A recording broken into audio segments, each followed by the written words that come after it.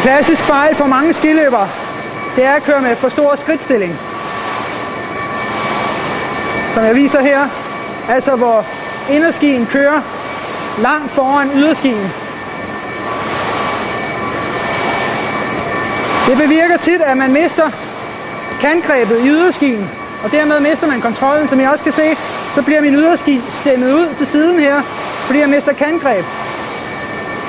Og det skyldes, at jeg kommer til at stå med for meget vægt på min inderski, og det er ikke hensigtsmæssigt.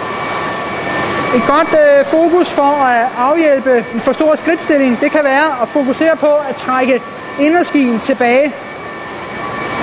Man kan da forsøge sig med at løfte inderskien, samtidig med at man trækker den tilbage.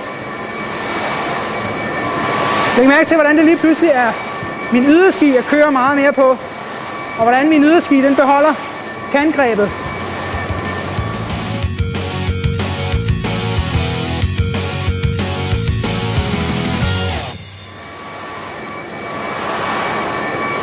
For de lidt mere øvede skiløbere, så kan det være et godt fokusområde at tænke på, eller så kan det være en god fokusøvelse at tænke på at styre yderskien ind foran kroppen.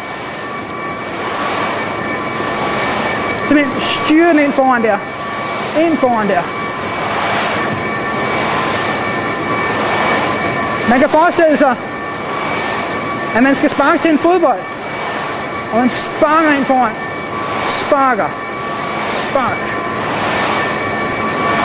Og på den måde så opløser jeg min skridtstilling, og jeg bevarer kantgreb i min yderski.